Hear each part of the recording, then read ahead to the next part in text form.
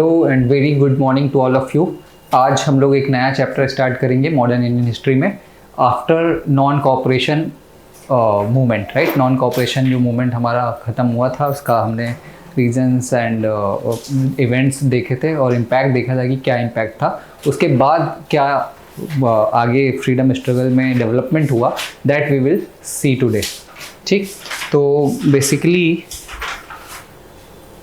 Non cooperation का अगर एक बार हम रिवाइज कर लेते हैं ब्रीफली।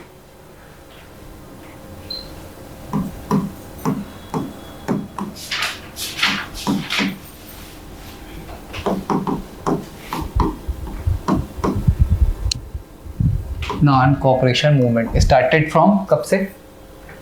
1920। हाँ, एग्जैक्ट डेट अगस्त, 1 अगस्त, राइट। और अगस्त इसको सिंपली लिख लो।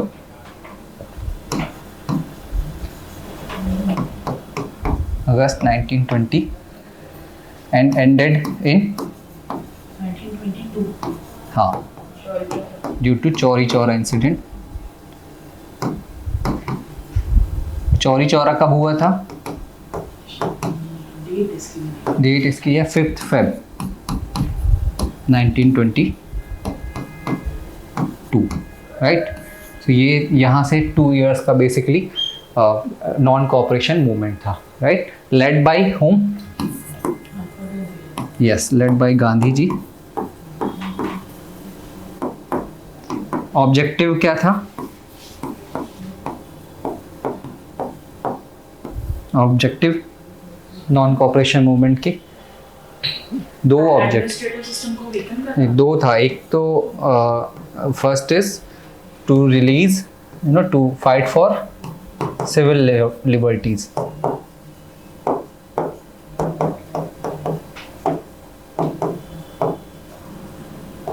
सिविल लिबर्टीज, राइट, जो उसमें रॉलेट एक्ट से है ना, और civil liberties for freedom and to get release whom, नहीं, all political prisoners.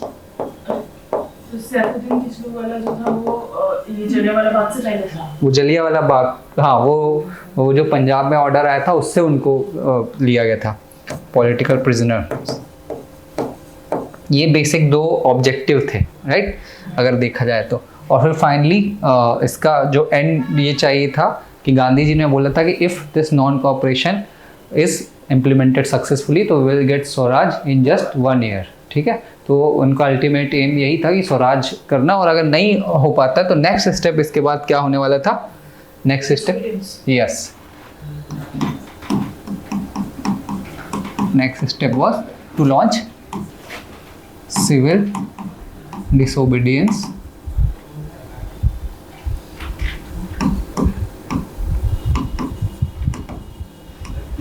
Movement, right, जो कि कब स्टार्ट होगा? 1930s में। ठीक है, तो अब देखो 22 से 30 के बीच की एक्टिविटी हमको देखना है, 1922 टू 1930। ठीक है, अब इसमें क्या होता है, इन ईयर्स में क्या होता है, तो सिग्निफिकेंट डेवलपमेंट्स होते हैं, अभी हम देखेंगे। ठीक, और नॉन कॉपरेशन की बात करें तो नॉन कॉपरेशन में बेसिकली क्या चेंजेस आए कि कांग्रेस में वर्किंग कमेटी वगैरह, कांग्रेस में चेंज आया। ठीक है, मेंबरशिप फीस बहुत लो कर दी गई, 4 आना कर दी गई, और साथ में Congress 15 member Congress working committee बनी, प्रोविंशियल कमेटी बनी जो कि लिंग्विस्टिक बेसिस पे बनाई गई। ये कांग्रेस में बड़ा चेंज आया। फिर दूसरा इसमें था कि वुमेन का पार्टिसिपेशन हुआ, स्टूडेंट्स का पार्टिसिपेशन हुआ, लॉयर्स का पार्टिसिपेशन उतना सिग्निफिकेंट नहीं था, बट फिर भी important lawyers like Motilal Nehru, CR दास और बाकी लोगों ने भी, आसफ जां, इन लोगों ने अपनी प्रैक्टिस छोड़ के फुल टाइम नॉन कॉपरेशन में आ गए, राइट। ये था, और फिर पिकेटिंग ऑफ शॉप्स और क्या कहते हैं, फॉरेन क्लॉथ्स का बर्निंग, बॉयकॉट, ये सारी चीज़ें इस मूवमेंट की ये इवेंट्स थे जो पूरा 2 साल तक चलते रहे। ठीक, फिर साथ ही साथ पैरेलली हमने देखा कि यूपी में अवध में नो मतलब किसान मूवमेंट चलने लगा पैरेलली, अलग अलग फॉर्म का मूवमेंट होने लग गया, राइट। कहीं पे नो टैक्स कैंपेन चालू हो गया, बंगाल में अलग टाइप का मूवमेंट चालू हो गया। तो पूरा मतलब ये इसका नॉन कॉपरेशन मूवमेंट का जो एस्पेक्ट था वो ऑल इंडिया बेसिस था, सारे ऑल इंडिया लेवल पे लोग फाइट कर रहे थे नॉन कॉपरेशन मूवमेंट में, ठीक है। और फर्स्ट टाइम इतना वाइड स्प्रेड मूवमेंट हुआ था इंडियन हिस्ट्री में, फ्रीडम स्ट्रगल में, कि सारे लोग अफेक्टेड हुए थे, राइट। अब इसके आगे का देखते हैं कि अब आगे की क्या कहानी 1920 से 1930s के बीच। तो नॉन कॉपरेशन भगत सिंह वाला जो टाइम पीरियड था वो भी इसी के बाद आया। अब इसके बाद आएगा, ठीक है। जो हाँ वही है revolutionary terrorism phase 2। Revolutionary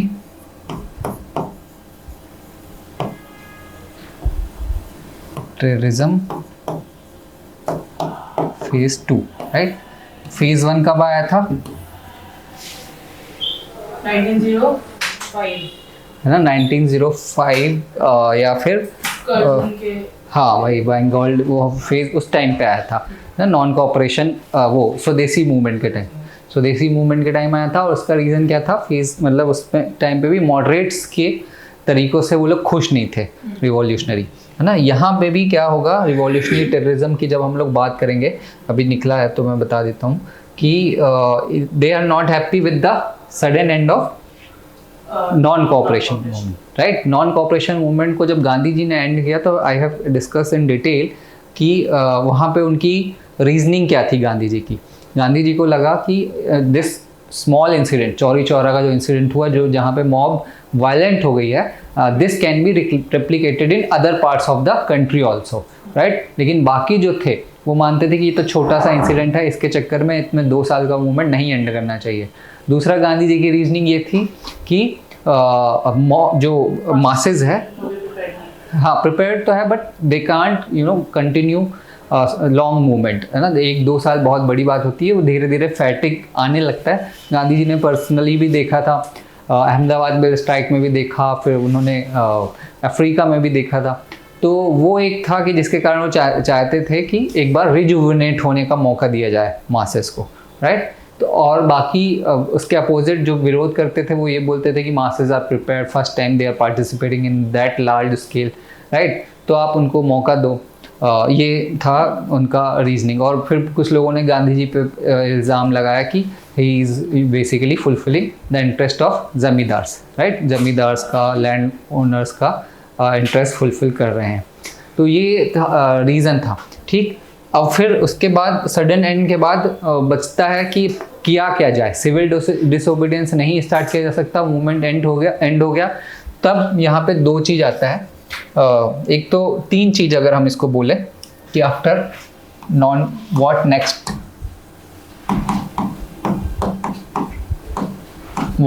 right. तो एक तो आया, है ना। हाँ, इसका बैकग्राउंड मैं बता देता हूँ कि अभी बैकग्राउंड क्या चल रहा है। नॉन कॉपरेशन मूवमेंट तो चल ही रहा है, साथ ही साथ लोग जो हैं वो अपना कॉन्स्टिट्यूशनल में मतलब कॉन्स्टिट्यूशन जो इंडियंस का पार्टिसिपेशन वो डिमांड चली रही है ना। तो ब्रिटिशर्स वो कैसे ऑफर कर रहे हैं?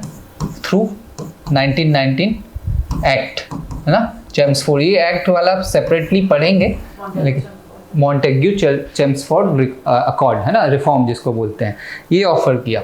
अब इसमें एक ये था कि लेजिस्लेटिव असेंबलीज के इलेक्शंस होंगे, ठीक है, both central and election was allowed,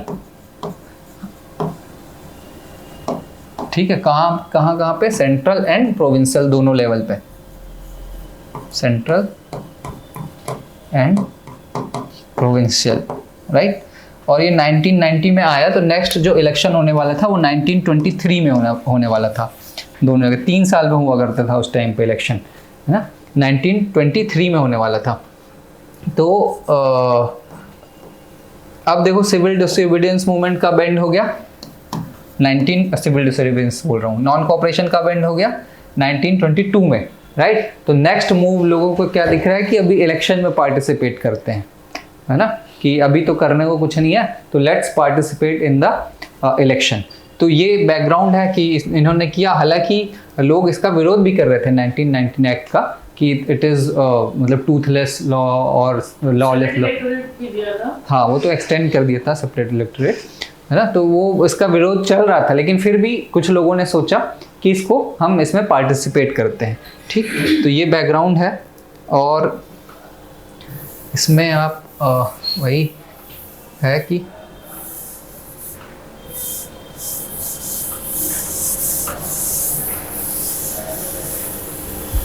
ना, तो ऐसा जो मानने वाले लोग थे जिनको लगता था कि let's participate in the election, वो कहलाए कौन? प्रो चेंजर्स या स्वराजिस्ट। स्वराजिस्ट और प्रो चेंजर्स ना, ये प्रो चेंजर्स नहीं बोलेंगे क्योंकि ऐसा कोई चेंज की बात नहीं हो रही है यहाँ पे, बस स्वराजिस्ट समझो, ठीक है।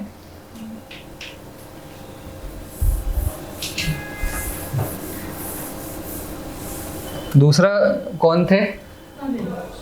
No changers. वो क्या चेंज नहीं चाहते थे? वो बॉयकॉट करने वाले थे इलेक्शंस। हाँ, वो बोलते थे कि हमको नहीं पार्टिसिपेट करना। Instead of this what they want constructive work to be done, constructive work among masses.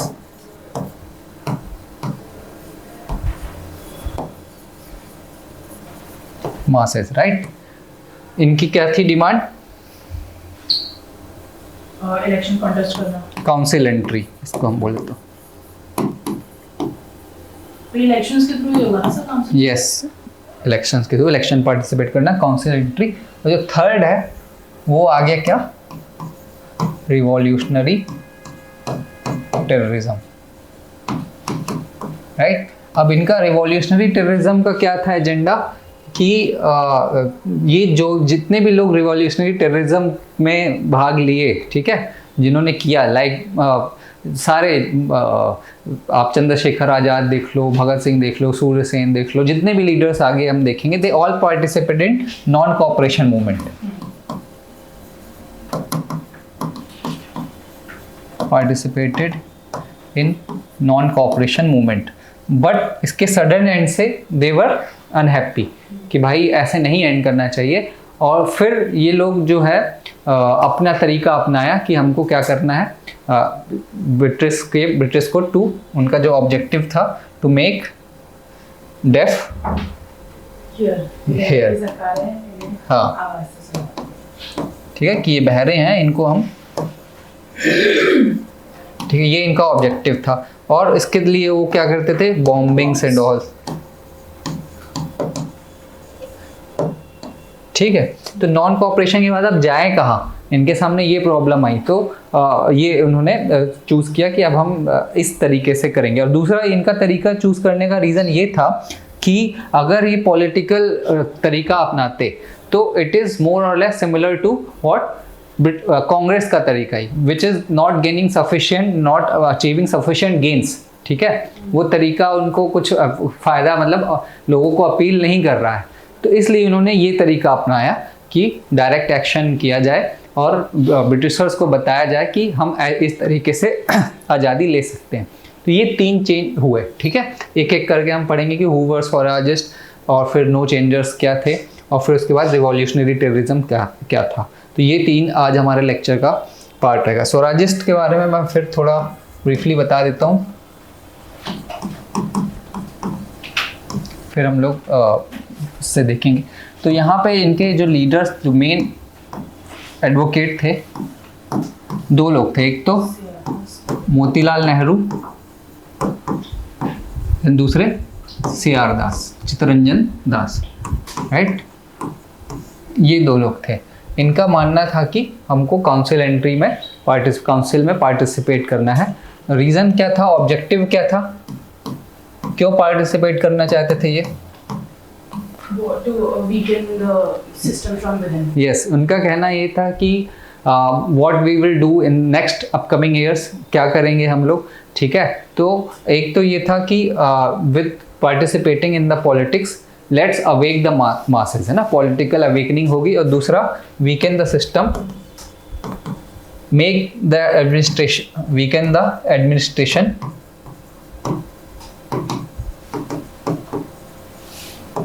ठीक। दूसरा ये था कि let people make aware, let be aware about the government policies, ठीक है। मतलब ये जो यहाँ पे काउंसिल में डिबेट करेंगे उससे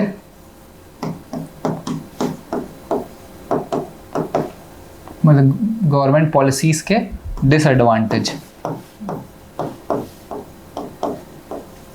राइट। तो इसलिए ये जानना चाहते थे काउंसिल में, ठीक है। और नो चेंजर्स जो थे वो कहते थे कि अगर हम जाएंगे तो इट्स लाइक उनका जो रिफॉर्म दे रहा है उनको हम एक्सेप्ट कर रहे हैं, राइट। और वी शुड बॉयकॉट इट, जब हम उसमें बोल रहे हैं कि हमको सही से पार्टिसिपेशन नहीं मिला तो वी शुड बॉयकॉट इट, वो उनका नो चेंजर्स का आइडिया था।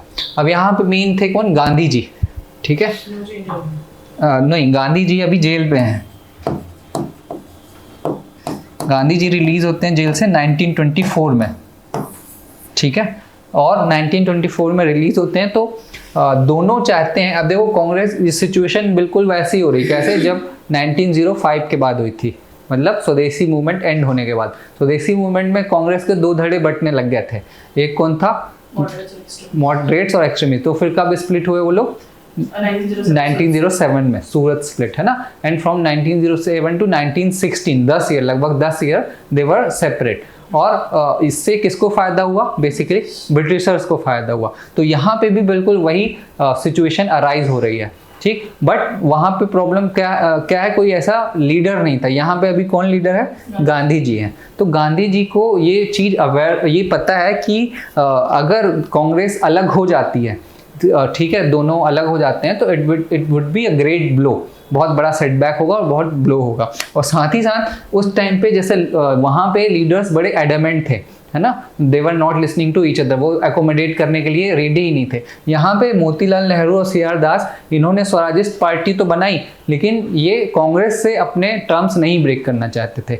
दे were just wanted to be within Congress.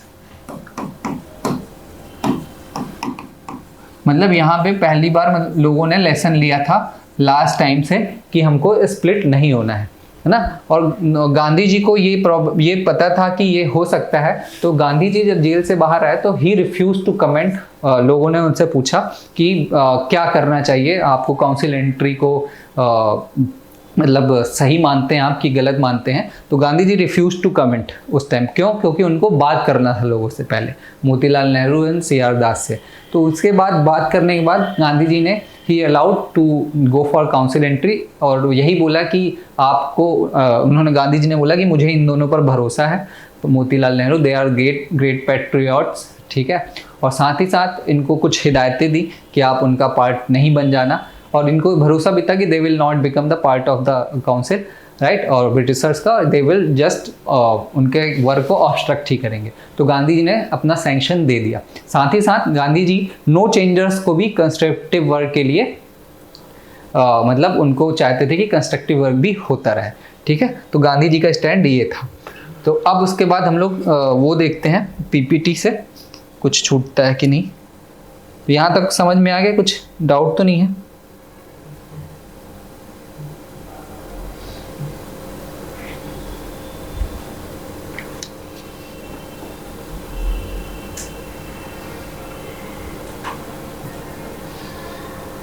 ठीक, ये हमने डिस्कस कर लिया है, फिर भी एक बार देखते हैं कि बैकग्राउंड क्या था। Withdrawal of non cooperation movement, ठीक, passing of government of India act 1919 and election of council, ठीक है। और गांधीज अरेस्ट मार्च 1922 में, ठीक है। There was disintegration, disorganisation and demoralisation among nationalist rank through क्यों ऐसा डिसइंटीग्रेशन, डिसऑर्गेनाइजेशन एंड डिमोरलाइजेशन, क्यों? Due to end of non cooperation movement, ठीक है। तो जो नॉन कोऑपरेशन एक्ट एंड हुआ जिसमें हमने रेवोल्यूशनरी टेररिज्म का इमर्जेंस देखा, वो पैसिफिस्ट था, उसमें ही चीज लाई गई। कौन सा? जो थर्ड पॉइंट क्या देयर वाज डिसइंटीग्रेशन, Next, ये डिबेट स्टार्टेड। इसमें the passive phase of the movement, तो यही टाइम पीरियड था जब रेवोल्यूशनरी टेररिज्म को हाँ ये वो टाइम है 1922 टू 1930, ठीक है, पेसिव। तो रिवॉल्यूशनरी टेररिज्म इसी के रिस्पॉन्स में ही आएगा, ठीक। तो ये पेसिव फेज हुआ। फिर आगे स्वराजिस्ट के बारे में हम देखते हैं। हमने देखा कौन था, CR दास, मोतीलाल नेहरू, और एक और नाम आप लिख लीजिए, अजमल खान, ठीक। ये कभी पूछा जा सकता है। और they wanted to end to the boycott of legislative council so that the nationalist could enter them and expose the basic weakness of these assemblies, ठीक है, and use these counselling as a arena of political struggle. तो अगर हम keyword की बात करें तो यही है कि काउंसिल को एरिना ऑफ स्ट्रगल जैसे, पॉलिटिकल स्ट्रगल जैसे यूज़ करना था। और दे वांटेड टू एंड और मेंड दिस काउंसिल, या तो ख़त्म कर दो या इनको अपने अकॉर्डिंगली चेंज कर लो, ठीक। और they would obstruct the working, उनकी वर्किंग को ऑब्स्ट्रक्ट करना था, ये हमने डिस्कस कर ही लिया है। Their only intention was to use the council as the arena of political struggle, ठीक है। दोज एडवोकेट एंट्री, उनको स्वराजिस्ट कहा गया ना। और they had no intention to use the council as the organ of gradual transformation of colonial rule, ठीक है। मतलब उनको ऐसा नहीं था कि काउंसिल को हम यूज़ करें। काउंसिल में जाने का मतलब यही था कि ऑब्स्ट्रक्ट करो वर्किंग को और पॉलिटिक वीकनेस को लोगों के सामने लेके आओ, ठीक।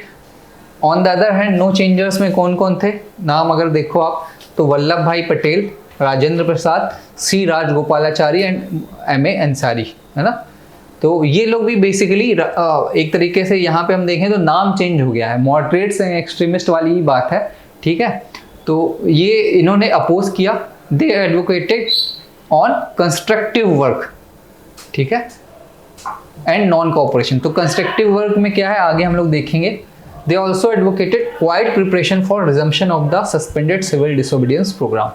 हाँ, इन्होंने ये बोला कि भाई डिसोबीडियंस प्रोग्राम अभी स्टार्ट नहीं हो पा रहा, लेकिन हमको स्टार्ट तो करना है, so let's prepare masses for this, right. अगर आपको रिजुविनेट करना है तो let's prepare them for the civil disobedience programme. ये इनका नो चेंजर्स का आर्ग्यूमेंट था, राइट। और फिर दोनों मतलब गांधी जी का भी सैंक्शन मिल गया और जाना ही चाहते थे स्वराजिस्ट, तो उन्होंने एक अलग पार्टी बनाई, इसको पार्टी बोला गया कांग्रेस खिलाफत स्वराज पार्टी, है ना। ये पार्टी का नाम, या तो सिर्फ स्वराज पार्टी भी बोलते हैं लेकिन पूरा नाम था कांग्रेस खिलाफत स्वराज पार्टी। कांग्रेस का नाम जुड़ा है, इट मीन्स कि they are not separate from Congress. Difference over the question of council entry, है ना, एंडिंग। हाँ, ये कहाँ पे हुआ था, गया सेशन में, ठीक। रिजल्ट कहाँ पे हुआ था, गया सेशन दिसंबर 1922।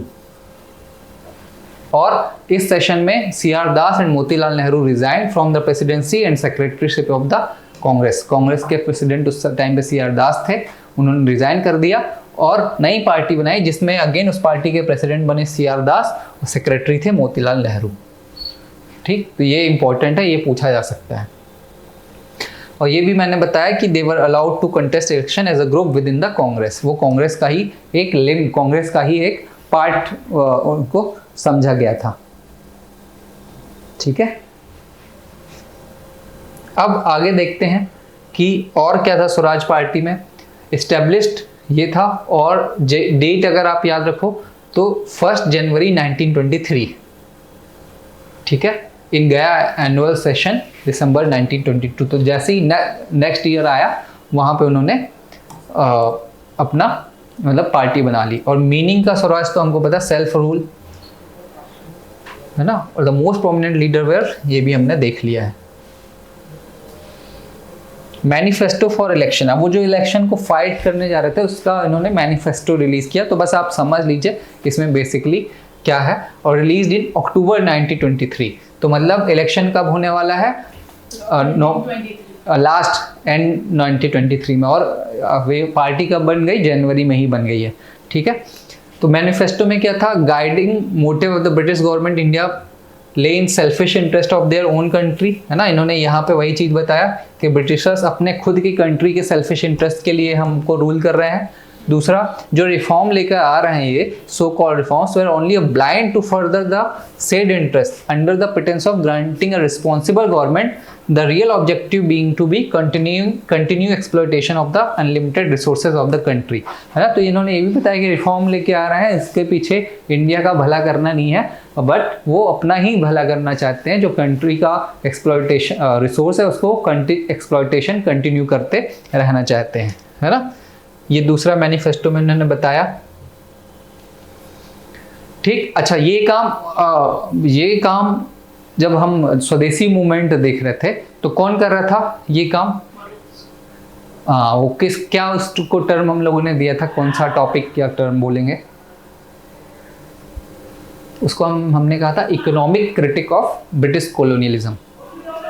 ठीक, दादा भाई नौरोजी, आर.सी. दत्त, एम.जी. रनाडे, ठीक है ना। तो यही काम उन लोगों ने किया था। तो आप देखो सिमिलैरिटीज देखो कि लगभग सेम है। वहाँ पे वो इकोनॉमिक क्रिटिक करके कर रहे हैं because people were not politically active, not politically aware also. But now at this point of time 1920 में एक political awareness, nationalism feeling generate हो गई है। इससे पहले बहुत सारे इवेंट हो चुके हैं, ठीक है। गदर मूवमेंट, सेल्फ रूल मूवमेंट, है ना। सेल्फ रूल लीग का जो हुआ था, होम रूल लीग मूवमेंट हो गया था, और ये सारी चीज़ें हो चुकी थी। तो गांधी जी आ गए थे, गांधी जी के बारे में लोगों को पता था, इसलिए एक पॉलिटिकल अवेकनिंग आ गई थी। लेकिन फिर भी स्वराजिस्ट ये चाहते थे कि would present the nationalist demand of self government, है ना। वो सेल्फ डिमांड रखेंगे, and with this demand was rejected they would adopt a policy of uniform, continuous and consistent obstruction within the council to make governance through council impossible, है ना। और साथ ही साथ council would thus be wrecked from within by creating deadlocks on every major.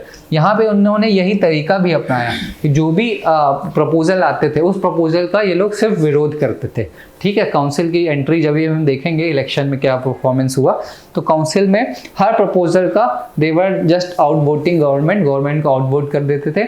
और फिर वहाँ पे इसके खिलाफ स्पीचेस होती थी, और वो स्पीचेस प्रेस में रिलीज होती थी, प्रेस में छपती थी, तो लोग उसको पढ़ते के और अवेयर होते थे। ठीक, गांधी का एटीट्यूड भी हमने देखा। Initially opposed to the Swarajist proposal of but after his release from prison on health grounds, कब रिलीज हुए गांधी जी? देखो फरवरी 1924 में। He gradually moved towards a reconciliation with the Swarajist, ठीक। और उन्होंने यही समझा कि अगर हम पब्लिकली मैं इसको अपोजिशन करूंगा तो it will be counter productive, right. Gandhi को ये समझ में आ गया कि वो भी पैट्रियट हैं Swarajist, they have also work for the nation. अगर उनका विरोध करने लग जाएंगे तो वो काउंटर प्रोडक्टिव होगा, ब्रिटिशर्स को ही एडवांटेज मिलेगा। इन द नवंबर 1923 इलेक्शन नवंबर 1923 में था, और गांधी अभी फरवरी 1924 में आए हुए हैं ना, मतलब गांधी जी अभी इलेक्शन के बाद ही आते हैं। क्या Swarajist had managed to win 42 out of 141 seats, ठीक, and clear majority in the province assembly of central provinces. तो देखो सेंट्रल गवर्नमेंट में, सेंट्रल में उनको क्लियर मेजॉरिटी नहीं मिली। कितनी मिली है? 42। 141 में क्लियर मेजॉरिटी कितने में होगी? 72 में मान लो, ठीक है। But they got 42, so we can say single largest party, है ना। और फिर बाकी उन्होंने कैसे बनाई सरकार? Through coalition.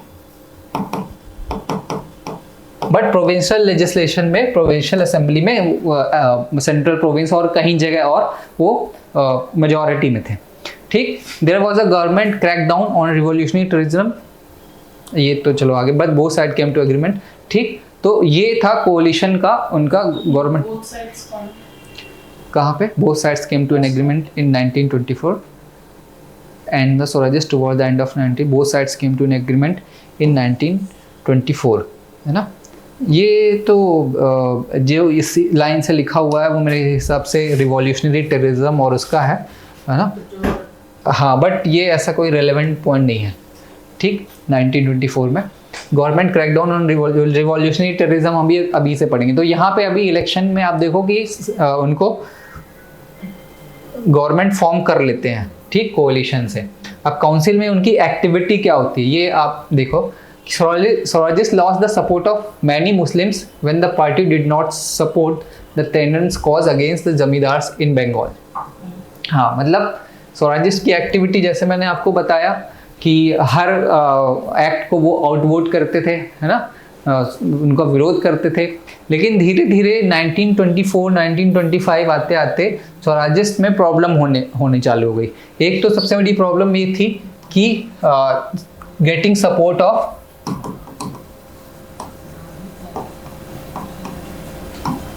Hindu and Muslim, right, वो एक प्रॉब्लम थी। तो लोग इनको ये बोलते थे कि जो स्वराजिस्ट है वो एक हिंदू डोमिनेटेड पार्टी है, राइट। आगे नेहरू रिपोर्ट भी आएगी तो यहाँ पे प्रॉब्लम आएगी, हिंदू डोमिनेटेड पार्टी है, ठीक है। और फिर मुस्लिम का इन्होंने सपोर्ट भी लॉस्ट कर दिया when the party did not support the tenants cause against the जमींदार इन बंगाल, है ना। मतलब वही बात है कि यहाँ पे उन्होंने जमींदार को सपोर्ट कर दिया। और स्वराजिस्ट में से रिस्पॉन्सिविस्ट आने लग गया। रिस्पॉन्सिविस्ट वो थे जो स्वराजिस्ट का ही विरोध करना चालू कर दिया, है ना। तो ये नाम देख लो, Lala Lajpat Rai, Madan Mohan Malaviya and NC Kelkar. They advocated cooperation with the government and holding of office wherever possible. ये लोग गवर्नमेंट के साथ कोऑपरेट करने की बात करने लग गए ना, और स्वराजिस्ट का विरोध करने लग गए, मेन लीडर का। और by 1924 Swarajist position had weakened because of widespread communal riots split among Swarajists themselves on communal and responsivist non-responsivist lines, the death of C.R. Das in 1925, ठीक है। तो मतलब अब वहाँ पे भी प्रॉब्लम आने लगी। देखो कोलिशन था, कोलिशन ऑब्वियसली लोगों की अलग अलग डिमांड होगी, और फिर हिंदू मुस्लिम यूनिटी का भी बात था, तो और इनको हिंदू डोमिनेटेड पार्टी कहा जाने लगा। तो यहाँ पे वीकनेस स्वराजिस्ट में डेवलप होने लग गई, राइट। मुस्लिम लीग आ गई थी, मुस्लिम लीग तो 1906 में ही आ गई थी, ठीक है। यहाँ पे वो लोग अपना मतलब डिमांड को फर्दर स्ट्रेंथन करने लग गए थे, ठीक। और फिर 1925 में C.R. दास की डेथ भी हो जाती है। तो जब उनकी डेथ हो जाती है तो अब मेन लीडर चला जाता है, तो और वीकनेस हो जाती है। फिर नेक्स्ट इलेक्शन होने वाला होता है, ठीक है। नेक्स्ट इलेक्शन होने वाला होता है 1926 में, इसमें ये लिखा नहीं, 1926 में ये स्वराजिस्ट पुअरली परफॉर्म करती है, राइट। पुअरली परफॉर्म करने का रीजन ये होता है कि वीकन हो गई है पार्टी, और कोलिशन भी बनाने में वो मतलब सक्सेसफुल नहीं हो पाती है, ठीक। और फिर फाइनली 1930 में the Swarajist finally walked out as a result of Lahore Congress resolution on Purna Swaraj and the beginning of civil disobedience movement. तो कब छोड़ती है काउंसिल एंट्री को? 1930 में स्वराजिस्ट, है ना। जब 1929 में लाहौर में, ये अभी हम आगे देखेंगे, पूर्ण स्वराज लाहौर में जब ब्रिटिश ये सिविल डिसोबीडियंस अब लगता है कि बड़ा फ्लो में चलेगा, अब हाँ स्टार्ट होने ही वाला है, तो ये लोग काउंसिल एंट्री भी छोड़ देते हैं, है ना, स्वराजिस्ट। सो इसके सेकंड लास्ट पॉइंट आप एक बार दोबारा समझा सकते हैं? ये Swaraji's position had weakened because of widespread communal riots, ठीक है, split among Swarajis themselves on communal and responsivist non-responsivist lines, ठीक है। मतलब कि इसमें ही कुछ लोग रिस्पॉन्सिविस्ट आ गए, कुछ नॉन रिस्पॉन्सिविस्ट है। रिस्पॉन्सिविस्ट मतलब कि मतलब अलग अलग वो लोग यू नो पार्ट बनाने लगे, ठीक। तो ये था स्वराजिस्ट का परफॉर्मेंस पूरा। अब इनका अचीवमेंट आप देखोगे कि इनका अचीवमेंट क्या होगा स्वराजिस्ट का। तो with coalition partner they outvoted the government several times, मैंने बताया, है ना। Even matters relating to budgetary grants and passed adjournment motion. They agitated through powerful speeches, ये भी बिल्कुल वैसे ही है, self government, civil liberties and industrialisation, ठीक। और एक इम्पॉर्टेंट फैक्ट है कि Vithal Bhai Patel was elected speaker of central legislative assembly in 1925 ना। और a noteworthy achievement was the defeat of Public Safety Bill in 1928, which was aimed at empowering the government to deport undesirable and subversive foreigners. हाँ, तो ये आप लिख लो, public safety act 1928 में आया। इस एक्ट का मकसद ये था, ब्रिटिशर्स लाना चाहते थे कि वर्ल्ड में, है ना, वर्ल्ड वॉर फर्स्ट के बाद क्या था कि कम्युनिज्म आइडियोलॉजी और जो लेफ्ट विंग जो हम जिसको बोलते हैं कम्युनिस्ट आइडियोलॉजी स्प्रेड होने लगी थी, और कुछ फॉरेनर्स जो थे वो इंडिया भी आके इस आइडियोलॉजी को क्या करते थे, हाँ मतलब निहिलिस्ट रशियन, नहीं नहीं, निहिलिस्ट तो अलग है, वो दूसरा है। यहाँ पे आके उसको प्रमोट करते थे। तो ऐसी कोई फॉरेनर्स इंडिया में ना आ सके उसके लिए पब्लिक सेफ्टी बिल लाया गया, जो यही था कि कोई भी फॉरेनर अगर आता है तो उसको भगा दो इंडिया से, deport undesirable and subversive foreigners. ठीक है, तो ये पब्लिक सेफ्टी बिल 1928 में लाया गया, जिसका इन्होंने विरोध कर दिया। और जब यहाँ से ये पास नहीं हो पाया 1928 के बाद, तो उसके बाद ब्रिटिशर्स जो हैं वो out of frustration they arrested around 30 ये कम्युनिस्ट को, कम्युनिस्ट बोलूँगा, हाँ कम्युनिस्ट जो है उनको अरेस्ट किया। और आगे देखो, bye there activities they filled the political vacuum at a time when the national movement was recouping in its strength. They exposed the hollowness of the Montfort scheme. They Chelmsford, दोनों का बोला है, Montagu Chelmsford को Montford.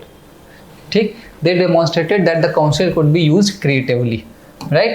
तो ये assessment की अगर हम बात करें तो ये सब असेसमेंट उनका कहलाएगा। मतलब जो उनका ऑब्जेक्टिव था, they fulfilled their objective, but some of them became align towards government. जो पर्क्स थे, उन पर्क्स को अभी हम आगे देखेंगे वीकनेस में, पर्क्स की तरफ अलाइन होने लग गए थे, लेकिन बेसिक ऑब्जेक्टिव था गवर्नमेंट को आउटवोट करना, ठीक है, पॉलिटिकल अवेयरनेस क्रिएट करना, हॉलोनेस एक्सपोज करना, और ये भी बताना कि काउंसिल जो है वो किसी अच्छे पर्पस के लिए यूज़ किया जा सकता है। फर्दर ड्रॉबैक्स अगर हम देखें तो ड्रॉबैक्स में क्या था, Swarajist lacked a policy to coordinate their militancy inside legislature with the mass struggle outside. ठीक, मतलब वही है कि जो एक नया फ्रैगमेंट, एक नया फ्रैक्शन स्वराजिस्ट में उभर रहा था in the form of responsivist, so they simply became unsuccessful to hold them together, right? They relied totally on newspaper reporting to communicate with the public, है ना। मास से इनका जुड़ाव नहीं था, बस न्यूज़पेपर रिपोर्टिंग के थ्रू ही कम्युनिकेट करते थे। जो इलिटरेट मासेस थे वहाँ तक चीज़ें नहीं पहुँच सकती। हाँ, मतलब जुड़ाव उतना नहीं हो पाता। जैसे इसके अगेंस्ट में आप गांधी जी को देखो, at every moment he is doing what, all India level tour ना, लोगों से जाके मिल रहे हैं। That's the importance of mass leader, right. अभी देखो आप राहुल गांधी क्या कर रहे हैं, कभी भारत जोड़ो यात्रा, तो कभी क्या कहते हैं एयरपोर्ट में जाना, कभी मैकेनिक शॉप में जाना, कभी कुछ करना, तो वो क्या है, मास से जुड़ने का ही एक तरीका है, जो इन्होंने नहीं किया। तो इससे पहले कौन सी सीट हारे थे अपनी, होम सीट थी अमेठी की, अमेठी, ठीक है, जहाँ से भी स्मृति ईरानी है। तो स्मृति ईरानी के उस टाइम पे उन्होंने, मतलब अगर आप वहाँ के लोगों से पूछोगे तो स्मृति ईरानी कंटिन्यूस बेसिस पे अमेठी जाती थी, और वहीं राहुल गांधी नहीं जाते थे, राइट। तो उसका रिजल्ट क्या हुआ, उनको इलेक्शन वहाँ से हारना पड़ा। जो कि पहले हमेशा जाते थे। हाँ, पहले भी हमेशा नहीं जाते थे, वो उनकी मतलब बीच बीच में ही जाते थे, है ना। होम सीट थी तो उनको लगता था कि यहाँ से तो हम जीत ही जाएंगे। तो ये था गांधी जी में और बाकी लीडर्स में डिफरेंस, ठीक। ये पॉलिटिकल लीडर्स हैं, न्यूज़पेपर से ही कम्युनिकेट करते थे। और फिर दूसरा एक देखो, जो ऑब्स्ट्रक्शनिस्ट एटीट्यूड है, ये स्ट्रेटजी थी। थोड़े दिन बाद लोग इससे बोर भी होने लगे, ठीक है। There was nothing new, it had its limitation. इसकी एक लिमिटेशन थी। आप कितने बार गवर्नमेंट को भी इस चीज़ की आदत पड़ गई कि ये क्या ही कर सकते हैं, और सारा जो कंट्रोल था वो गवर्नमेंट के पास ऑलरेडी था ही, राइट।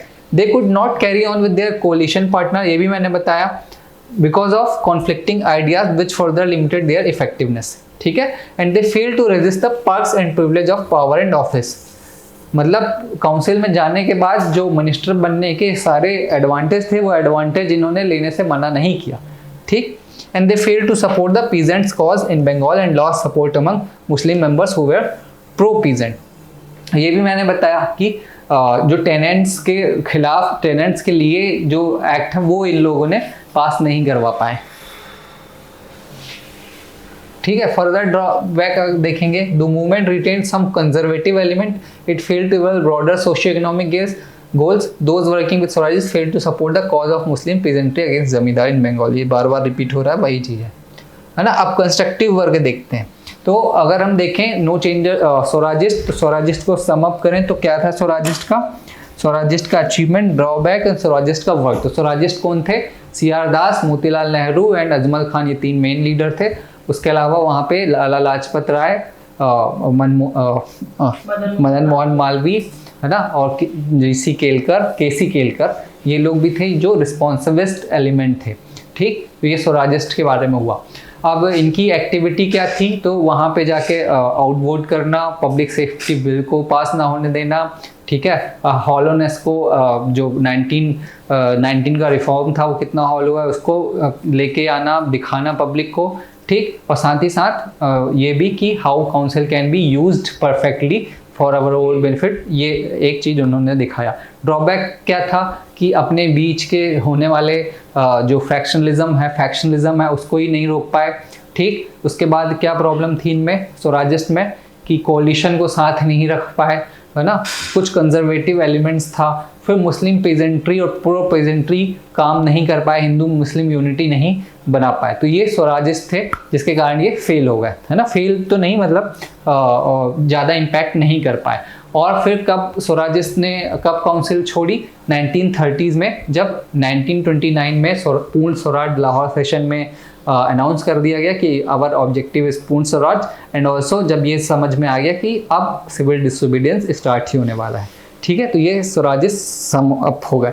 अब constructive work by no changers देखो, तो नो चेंजर्स का कंस्ट्रक्टिव वर्क का मतलब था कि वो अपने आप को मासेस के बीच में ले जाना चाहते थे, है ना, और ये क्या था कि that connected them to different section of masses, वहाँ चाहते थे। 2-3 चीज़ था। सबसे पहले आश्रम, एस्टेब्लिशमेंट ऑफ आश्रम, ये गांधी जी की आइडियोलॉजी। गांधी जी ने जब अफ्रीका में थे तो कौन सा फॉर्म एस्टेब्लिश किया था? एक बड़ा फेमस, हाँ, वो एक लीडर के भी नाम पर है, हाँ, टॉलस्टॉय, ठीक है। और फिर जब इंडिया आए तो कौन सा आश्रम उन्होंने बनाया? साबरमती, राइट। तो वैसे ही अलग अलग आश्रम sprang up where young men and women worked among tribals, lower caste and popularized the use of चरखा एंड खादी। ठीक है, तो अब लोअर कास्ट और शेड्यूल कास्ट और ट्राइबल्स के बीच में भी ये लोग पहुंचे। कौन? नो चेंजर्स और या फिर कंस्ट्रक्टिव वर्क वाले। फिर एजुकेशन लेवल पे क्या हुआ कि national school and colleges were set up, ठीक है, were students were trained in non colonial ideological framework, है ना। ये कब हुआ था? ये हमने देखा नेशनल स्कूल सेटअप करना, नॉन कोऑपरेशन का भी एक फीचर है, तो वही चीज़ कंटिन्यू रहा। नॉन कोऑपरेशन उस नेशनल स्कूल में एक में हमने देखा था कि Subhash Chandra Bose was the president also, right, principal sorry उस नेशनल स्कूल के, तो उसको कंटिन्यू रखा। साथ ही साथ significant work was done for Hindu Muslim unity, removing untouchability, boycott of foreign cloth and liquor and for flood relief, है ना। हिंदू मुस्लिम यूनिटी के लिए भी काम किया उन्होंने। अनटचेबिलिटी के लिए गांधी जी ने बहुत एडवोकेट किया, उन्होंने अपने यंग इंडिया और जिस पे भी लिख सकते थे लिखा, ठीक है। फॉरेन क्लॉथ का बॉयकॉट करना ये बड़ी एक्टिविटी थी। और दूसरा लिकर के लिए भी बॉयकॉट चल रहा, मतलब जो नॉन कोऑपरेशन था वही उसको ही इन्होंने स्प्रेड करिए। नॉन कोऑपरेशन का जो उस टाइम पे फीचर्स थे उसी को आगे बढ़ाया। The constructive workers served as the backbone of the civil disobedience as the active organisation, ठीक है। मतलब ये यही करना चाहते थे कि हम सिविल डिसोबीडियंस के लिए मासेस को रेडी करें, लोगों को रेडी करें। There can be no success without the participation of tribals, without the participation of peasants, right. Lower rung के जो लोग हैं वो अगर नहीं समझेंगे कि क्या हो रहा है, पार्टिसिपेट नहीं करेंगे, तो कोई भी मूवमेंट सक्सेस नहीं हो सकता। ये नो चेंजर्स को पता था, है ना। अब इनका भी क्रिटिक आप समझो कि ये तो कर रहे थे लेकिन इनमें क्या कमी थी? National education benefited the urban lower middle classes and the rich peasants only, ठीक। यहाँ पे भी प्रॉब्लम ये हुई कि जो एजुकेशन चलाया उससे अर्बन मिडिल क्लास और रिच पीजेंट्स को ही फायदा हुआ। Popularisation of khadi was an uphill task since it was costlier then the imported cloth, है ना। ये भी प्रॉब्लम थी कि जो क्लॉथ इम्पोर्ट हो रहा था उससे खादी महंगा ही था। गांधी जी ने छोड़ दिया खादी वो कुर्ता पहनना because of this thing only, but लोगों की इनकम तो इवेंचुअली नहीं बढ़ी ना, अभी भी उनके लिए प्रॉब्लम थी।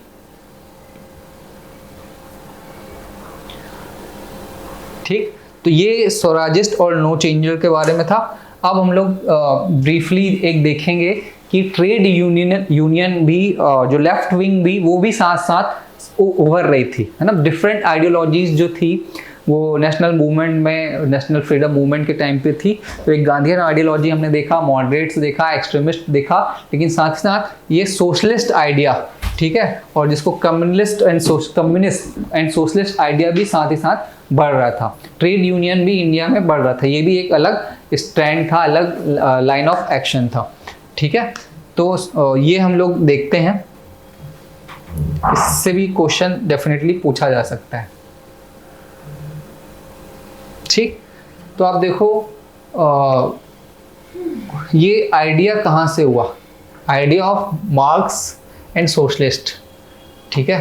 तो ये दोनों चीज क्या है, पहले तो ये समझ लो सोशलिस्ट क्या है, what is socialist and what is Marxist, ठीक। ये एक हो गया सोशलिस्ट, ठीक, सोशलिस्ट या सोशल,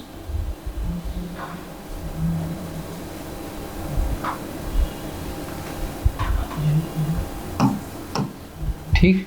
फिर एक मार्क्सिस्ट, ठीक है, और एक कम्युनिज्म में भी होता है, लेकिन अभी हम यही दोनों चीज समझते हैं। तो क्या अंडरस्टैंडिंग आपकी, सोशलिस्ट क्या होता है, मार्क्सिस्ट क्या होता है, बताओ।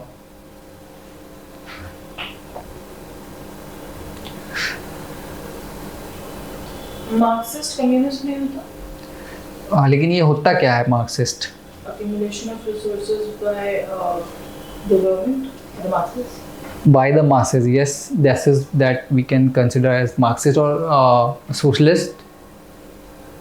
Community owned. State owned basically, है ना, वो उसमें कम्युनिटी ओन हो जाएगा, कम्युनिज्म। हाँ, तो ये देखो ये मेन आइडियोलॉजी ये है कि जब भी सोशलिस्ट, कम्युनिस्ट और कुछ भी बात करेंगे हम लोग, तो यहाँ पे है कि मीन ऑफ प्रोडक्शन,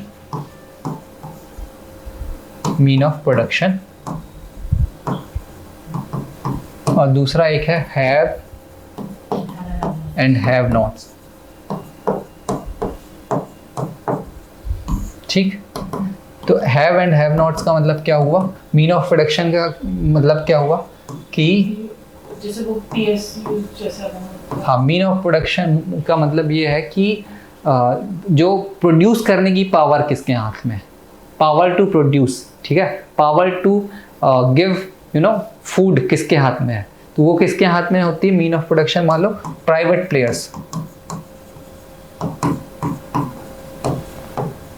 प्लेयर्स या मार्केट्स, राइट। जब मार्केट्स और प्राइवेट प्लेयर के हाथ में होती है तो ये क्या होता है, इसमें होता है कॉन्सेंट्रेशन ऑफ वेल्थ,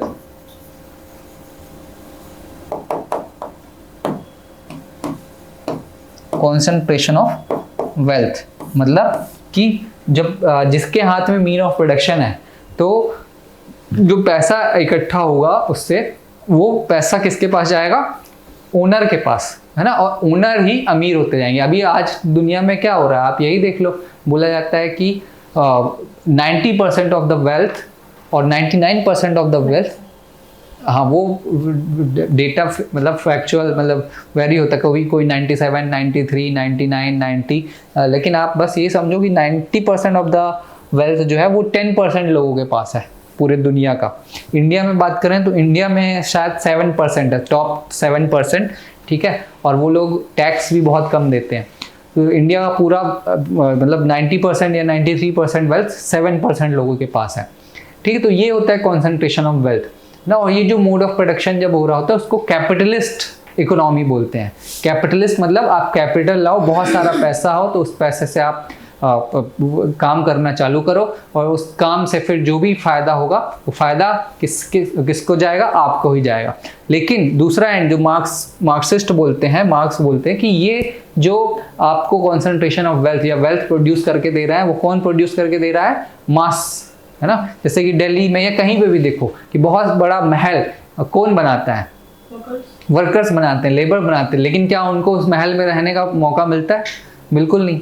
राइट, लेकिन उसको सुंदर बनाना, उसको खड़ा करना वर्कर का काम है। कॉरपोरेट भी इतने करोड़ की प्रॉफिट हर साल वो लोग अपने जब भी रिजल्ट्स आते हैं तो वो सामने लाते हैं ना, इतनी प्रॉफिट्स, लेकिन उस प्रॉफिट्स को क्या कॉरपोरेट का आदमी CEO काम करता है?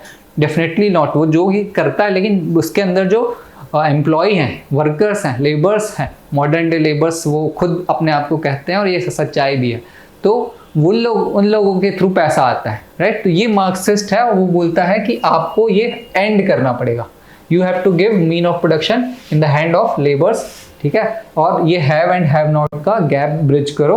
और जो इसमें इसके लिए उन्होंने बोला कि all the workers of the world let's unite together, right, सब मिलके फाइट करो, तभी ही रिवॉल्यूशन आ पाएगा और तभी ही फिर हम क्या कर पाएंगे, मतलब इस चीज़ को एंड कर पाएंगे। और फिर मार्क्सिस्ट के बाद इन्होंने जो आइडिया दे कि वो कैसे होगा, वो होगा कम्युनिज्म के थ्रू। जब ये खत्म होगा हैव एंड हैव नॉट के बीच डिफरेंस, तो कम्युनिज्म एस्टेब्लिश होगा, राइट, कम्युनिटी ओन हो जाएगा।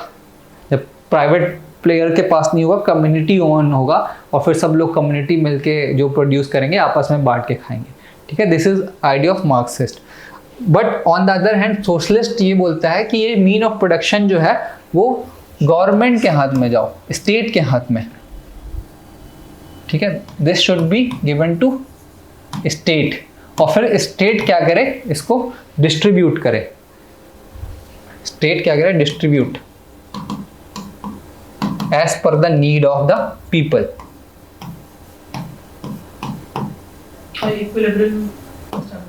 हाँ, ठीक है, वो हो जाएगी कौन सी गवर्नमेंट, सोशलिस्ट गवर्नमेंट।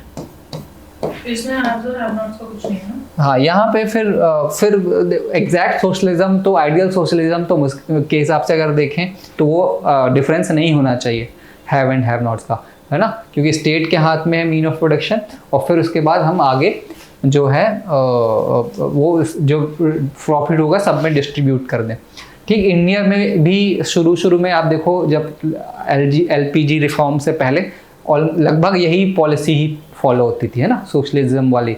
सारे PSUs पे कंट्रोल किसका था, स्टेट का, सरकार का। और पूरे देश में भी इसका फेलियर देखा गया, पूरे वर्ल्ड पे सोशलिज्म आइडियोलॉजी का। वेरेवर देयर वाज सोशलिज्म, है ना, वहाँ पे क्या हुआ कि इकोनॉमी कोलैप्स हुई और क्या कहते हैं, बहुत ज़्यादा इन्फ्लेशन हो गया, लोगों को फ़ायदा नहीं हुआ सोशलिज्म से। ये हमने हर जगह देखा है, ठीक है। तो और जो वर्ल्ड थ्राइव कर रहा है, जैसे US की इकोनॉमी आप देख लीजिए, ठीक है, वो कैपिटलिज्म के कारण ही कर रही है। आप हमेशा बुक्स देखेंगे, सारी सेल्फ हेल्प बुक्स कहाँ से आती है, US से ही आती है।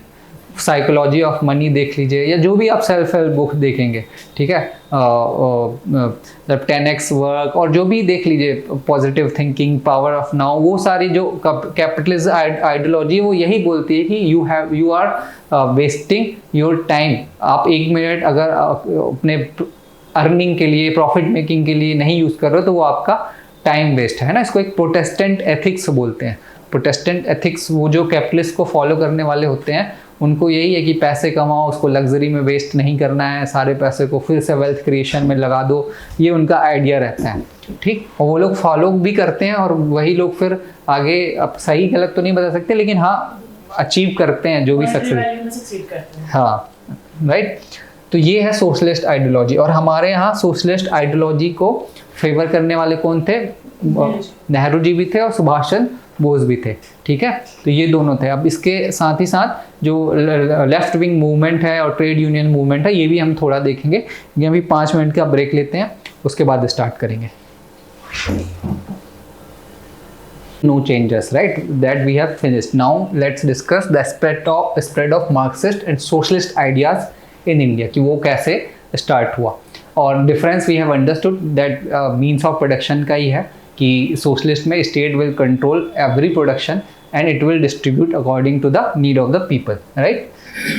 फिर इंडिया में जो हुआ, दीज यंग नेशनलिस्ट, मतलब ये लोग कौन से थे, सोवियत रिवॉल्यूशन से भी बहुत प्रभावित थे। सोवियत रिवॉल्यूशन बेसिकली वही था, उसमें सोशलिस्ट और कम्युनिज्म आइडिया को स्प्रेड करने वाला, जो फाइनली 1991 में जब जहाँ पे वो फॉल ऑफ USSR होता है तो वहाँ से फिर एंड हो जाता है, ठीक है। और जो इन दोनों की आइडियोलॉजी है, रशिया की, सोवियत यूनियन एंड रशिया की, यूएसए की, राइट, तो उसी आइडियोलॉजी के चक्कर में क्या होता है, कोल्ड वॉर होता है। इनका कम्युनिज्म है और उनका capitalism, right.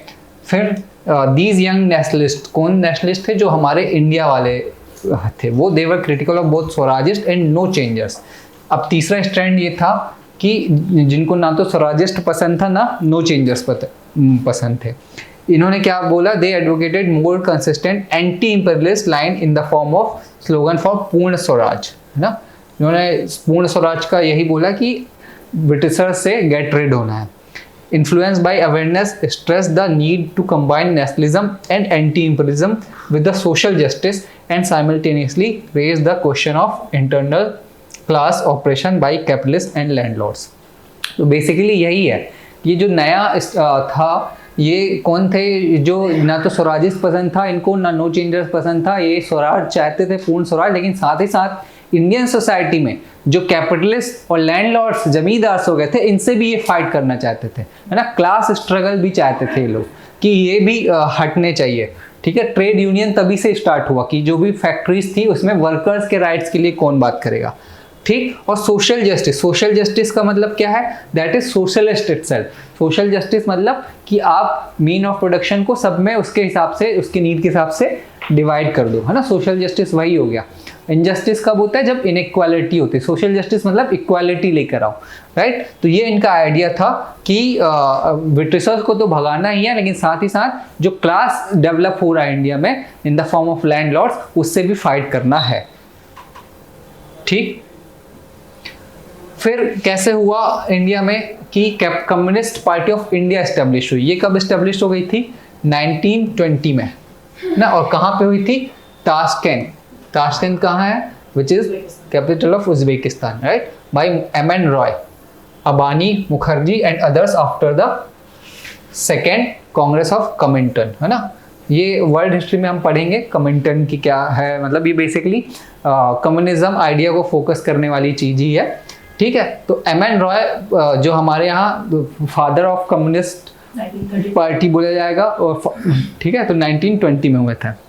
He was also the first to be elected to the leadership of Comintern, ठीक है। 1924 में और भी लोग ज्वाइन किए, ऐसे डांगे, मुजफ्फर अहमद, शौकत उस्मानी, नलिनी गुप्ता, ठीक है।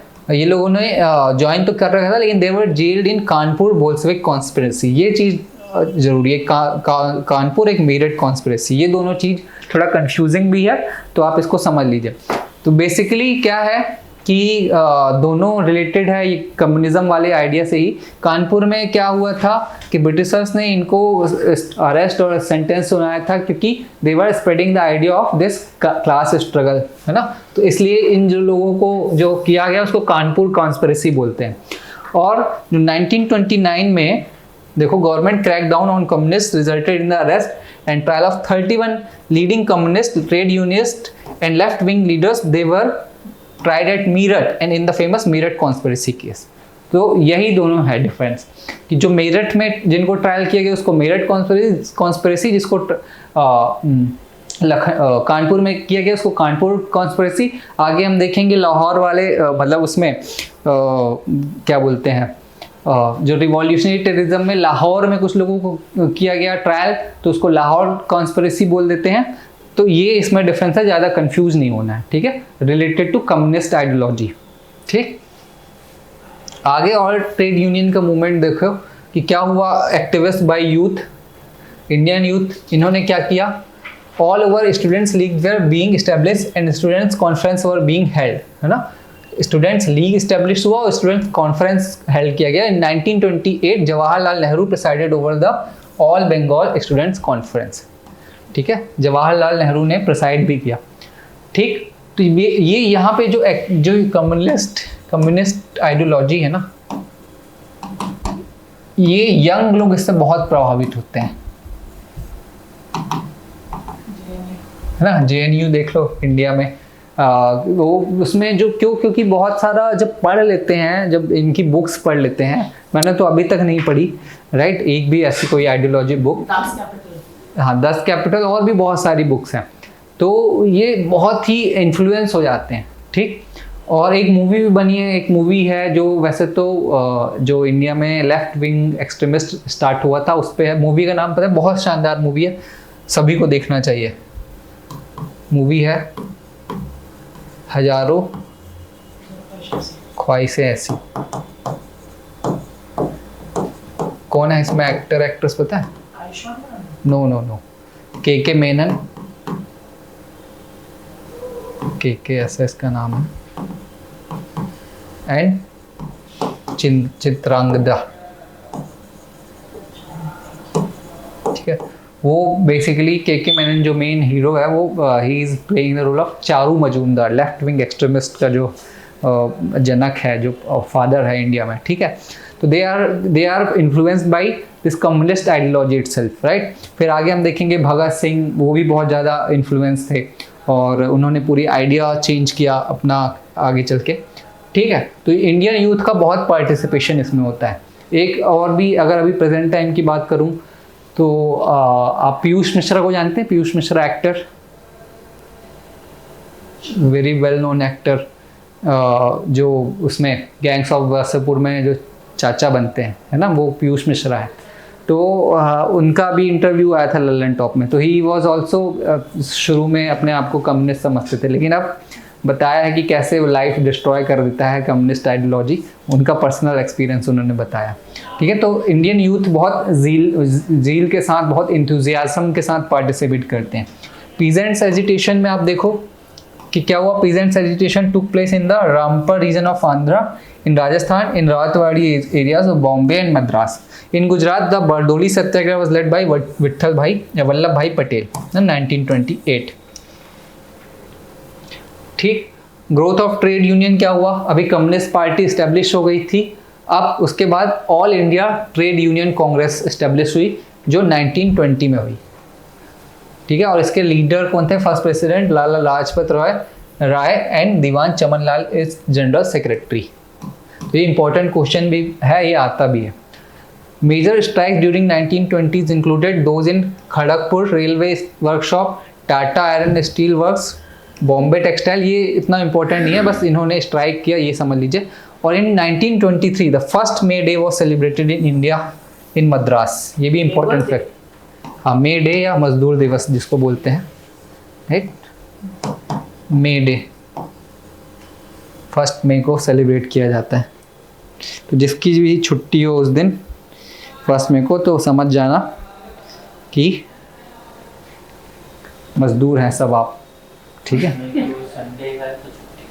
नहीं है तब की बात अलग है, हाँ, ठीक है। कास्ट मूवमेंट एक अलग सेपरेट टॉपिक है, ये हम कभी पढ़ लेंगे, ठीक।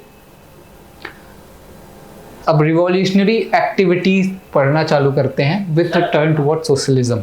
आपने बोला मजदूरों की 1 मई को छुट्टी होती है, तो मतलब कि जो ये मजदूर होते हैं जो बाहर घूम रहे होते हैं, तो इनको तो बेचारा तो रोज काम करना पड़ता है, इनकी कहाँ छुट्टी है? अगर छुट्टी करी तो उसको पैसा नहीं मिलेगा, तो फिर कैसी छुट्टी मिलेगी उसको? ये तो मैं वैसे जोक के लिए बोला था कि टीचर्स को छुट्टी मिलती है क्या?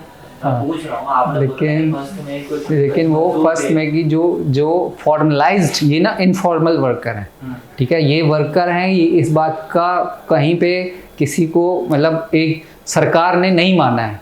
तो जो फॉर्मल वर्कर होते हैं, जैसे कोल इंडिया हो गया, ठीक है, वहाँ पे 1 मई को छुट्टी होती है। और भी जितने क्या कहते हैं PSUs हो गए, NTPC वगैरह, वहाँ पे 1 मई को छुट्टी होती है, ठीक है। वहीं कॉर्पोरेट हाउस में छुट्टी नहीं होती 1 मई को, क्योंकि वो कैपिटलिस्ट आइडियोलॉजी वर्कर की बात नहीं कर रहा हूं, उनकी बात कर रहा हूं, जैसे ये जो रोड़ी बदरपुर उठाता है, डोमिनेंट सेक्टर हो गया ना। तो वही मैं बोल रहा हूँ, वो सेक्टर वो सरकार के हिसाब से या कहीं के हिसाब से जो उनको उस चीज़ में लगा, बना रहे हैं, वो छुट्टी होगी, मेट्रो वालों की छुट्टी होगी डेफिनेटली, ठीक है। तो ये ऐसे तो कल को हम भगवान ना करे कुछ काम ना मिले तो मजदूरी करने लग जाएंगे, राइट है। तो वो चीज़ ऐसा नहीं है कि अब फिर 1 तारीख को हम आवाज़ उठाने लगे 1 मई को छुट्टी दो मजदूर, वो आने लगे। हाँ, फिर इनकी तो और भी दिन छुट्टी रहती है, जब चाहे तब छुट्टी, राइट। तो ये है कि अब जो रिवॉल्यूशनरी टेररिज्म स्टार्ट हुआ, तो ये हमने सब देखा था। अब इसी पे देखो, the line was adopted by those dissatisfied with the nationalist strategy of the political struggle with its emphasis on non violence, है ना। ये इस तरीके से भी बोर हो गए थे एक तरीके से, कि उनको ये तरीका नॉन वायलेंस का नहीं पसंद था। और साथ ही साथ जो सेकेंड जो मतलब एंड हो गया नॉन कोऑपरेशन मूवमेंट, उससे भी ये अनहैप्पी थे। तो एक इन्होंने अपना खुद का ऑर्गेनाइजेशन बनाया जिसको बोले हिंदुस्तान। ये दो जगह मतलब रिवॉल्यूशनरी टेररिज्म बहुत फेमस था, एक तो पंजाब यूपी बिहार और दूसरा बंगाल में, ठीक है। तो पंजाब में आया क्या, हिंदुस्तान रिपब्लिकन एसोसिएशन HRA, जो आगे चल के बाद में HSRA बन जाएगा, जिसमें एक सोशलिस्ट टर्म जुड़ जाएगा, ठीक। और बंगाल में दो ग्रुप हुए, एक युगांतर, एक Anushilan group, and later Chittagong revolt group under Suryasen. तो 3 ग्रुप हुए बंगाल में, है ना। और यहाँ पे HRA हुआ, ठीक। ये फिर इन्होंने क्या किया, हाँ, पंजाब बिहार में इनका इन्फ्लुएंस देखो। सबसे पहले upsurge of working class trade unions after the war, the revolutionary wanted to harness the revolutionary potential of the new emergence class for nationalist revolution, है ना। और दूसरा है रशियन रिवॉल्यूशन जो हुआ था, उसमें the success of the young Soviet state in consolidating itself. इसका जो ये इन्फ्लुएंस कहाँ से हुए, तो 2 तरीके से हुए कि जो जब वर्ल्ड वॉर 1 ख़त्म हुआ तो वहाँ पे जो कम्युनिस्ट के लिए फर्स्ट कमिटेंट वगैरह इस्टेब्लिश हुआ, जब लोग जो है वो मार्क्सिस्ट आइडियोलॉजी से इन्फ्लुएंस होकर ऑल ओवर वर्ल्ड में फाइट करने लगे, तो ये इंडिया में भी इसको ये लोग फाइट करना चाहे, है ना। और दूसरा इन्फ्लुएंस था रशियन रिवॉल्यूशन 1917, जहाँ पे ऐसे ही लोग वर्कर्स फाइट करके वहाँ की गवर्नमेंट ज़ारिस्ट जो ज़ार गवर्नमेंट थी उनको उन्होंने हरा दिया था। तो ये इनका मेजर इन्फ्लुएंस था, जहाँ से ये इन्फ्लुएंस हुए थे, ठीक। एक्टिविटी फिर उसके बाद और इन्फ्लुएंस आप देखो, ठीक। बुक्स मैंने आपको बताया था, ये बुक्स तो बंदी जीवन वगैरह तो बाद में आई, लेकिन उसके साथ ये बंदी जीवन और सचिन सन्याल की बंदी जीवन और पाथर देवी, ये बाय शरदचंद्र, इन्होंने बाकी को इन्फ्लुएंस किया, है ना। रेस्ट मतलब इन लीडर्स जो थे, तो जो यंगर्स थे, यूथ, यंग नेशनलिस्ट या यूथ जो थे, ठीक है, उनको इन्होंने इन्फ्लुएंस करना चालू किया। और राइट, फिर पंजाब में क्या एक्टिविटी हो रही है ये आप देखो। पंजाब यूनाइटेड प्रोविंस बिहार में यहाँ पे क्या होती है, HRA का इस्टेब्लिशमेंट हुआ। बाद में ये HSRA बन गया कब, 1924 में कानपुर में, ठीक है। और जो सबसे मेन इवेंट था इनका काकोरी रॉबरी। HRA बना था 1924 में, HSRA बना था 1928 में। अच्छा, चलो ये मैं देख लूँगा एक बार। फिरोजशाह कोटला में इनका पहला वो हुआ। हाँ, अच्छा, HRA was founded in 1924, yes, Kanpur में, है ना। तो काकोरी रॉबरी का वही 1925 में, जो सबसे बड़ा सेटबैक था। रॉबरी ये लोग क्यों कर रहे थे, टू कलेक्ट फंड्स, राइट। लेकिन वहाँ पे लोग पकड़े गए थे। काकोरी कहाँ जगह है, लखनऊ के पास, है ना। 8 डाउन ट्रेन थी ये, और लखनऊ के पास है। बट सारे के सारे जो भी रॉबर्स थे वो पकड़े गए थे, तो ये अनसक्सेसफुल अटेम्प्ट था। नेक्स्ट इनका HSRA, हाँ, ये सितंबर 1928 में इस्टेब्लिश हुआ। और कहाँ पे, सारे के सारे रिवॉल्यूशनरी, जब काकोरी सेटबैक हुआ तो दे इंस्पायर्ड बाय सोशलिस्ट, उन्होंने फिरोजशाह कोटला दिल्ली में इकट्ठे होके HSRA बना ली, ठीक। और इनकी नेक्स्ट एक्टिविटी जो था वो सॉन्डर्स मर्डर, सॉन्डर्स दिसंबर 1928 में, ठीक है। तो ये क्या हुआ कि इसी बीच साइमन कमीशन आ गया। साइमन कमीशन क्या है वो अभी हम नेक्स्ट लेक्चर में या अभी इसके बाद डिस्कस करेंगे। बेसिकली 1990 में जो मॉन्टेग्यू चेम्सफोर्ड रिफॉर्म आया, उसमें एक प्रोविज़न था कि इसके 10 साल बाद हम इसको रिव्यू करेंगे, इसकी वर्किंग को, एंड वी विल सी कि if further reforms are needed और नॉट, राइट। तो वो ख़त्म होने वाला था 1929 पे। बट 1928 में ब्रिटिश में ऐसा 2 पार्टी हुआ करती थी, कंजर्वेटिव और लेबर। तो कंजर्वेटिव पार्टी को लगा कि अब हम हार सकते हैं नेक्स्ट चुनाव में, तो why should we leave this issue with labour irresponsible labour government. तो उन्होंने पहले ही भेज दिया, 1928 में ही ये कमीशन भेज दिया। तो उस कमीशन का विरोध करते करते लाला लाजपत राय की लाठी चार्ज में डेथ हो गई, ठीक है। और उस डेथ का बदला लेने के लिए सॉन्डर्स का मर्डर किया गया, ठीक। सॉन्डर्स का मर्डर किसने कोशिश की थी? भगत सिंह ने, ठीक है। सॉन्डर्स का मर्डर लाहौर में। और हाँ, शेरे पंजाब लाजपत राय की डेथ हो गई थी इनकी लाठी से, ठीक है। और इसका रीज़न भी उन्होंने बताया भगत सिंह लोगों ने कि इतने इम्पोर्टेंट लीडर को एक ऐसे पेटी ऑफिसर से मरना ये डिज़र्व नहीं करते थे Lala Lajpat Rai, that's why we are killing Saunders, right. उसके बाद इन्होंने bomb in central legislative assembly कब फेंका? अप्रैल 1929 में, ठीक है। भगत सिंह एंड बटुकेश्वर दत्त ने they were asked to throw bomb in the central legislative assembly on April 8 to protect against the passage of public safety bill, है ना, वही जो था public safety bill और trade dispute aimed at curtailing civil liberties of citizen in general and workers in particular, है ना।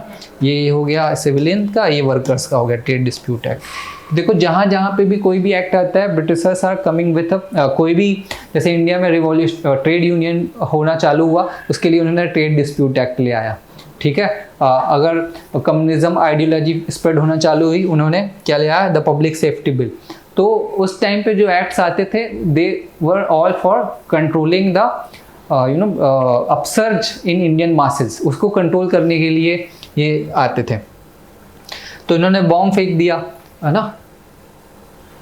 और क्या हुआ? अच्छा, अब इनके खिलाफ क्या एक्शन हुआ वो हमने देखना है, लेकिन अब थोड़ा सा और मैं बता देता हूँ कि ये जब जाते थे भगत सिंह लोग, जब भी इनका बड़ा रिवॉल्यूशनरी ज़ील होता था, जब भी ट्रायल के लिए जाते थे बॉम्ब इन्होंने इसलिए फेंका था जिससे कि ट्रायल के वक्त वो मतलब अपनी स्पीच दे सके, ठीक है। और साथ ही साथ जो नारे जिसको बोलते हैं, स्लोगन्स बोलते हैं हम लोग, इंकलाब जिंदाबाद, सारे जहाँ से अच्छा, मूवी में भी आपने भगत सिंह वाली मूवी में देखा होगा ना, तो ये सब वो बड़े जोर जोर से बोलते थे। और इसी चक्कर में सारा पूरा मास इनके साथ जुड़ता गया, ये सारी चीज़ें रिपोर्टेड होती थी, ठीक। और फिर इन सबको देखते हुए गवर्नमेंट ने इनके खिलाफ एक्शन लिया। भगत सिंह, सुखदेव, राजगुरु, इनको कब इनकी फांसी हो गई थी? 23 मार्च 1929, ठीक है। इन तीनों की फांसी हो गई थी, कहाँ पे? लाहौर। और जो इसी को इनको बोलते हैं Lahore conspiracy case, Lahore conspiracy case, right. 23 मार्च 1929 को, 23 मार्च 1929, और इसको लाहौर कॉन्स्पिरेसी केस कहा जाता है, ठीक है। यहाँ पे बहुत ही मोटिवेशनल स्टोरीज फेमस है इनके बारे में। 23 मार्च 1931, यस सॉरी, हाँ क्योंकि सजा सुनाई गई थी। हाँ 23 मार्च 1931, यस।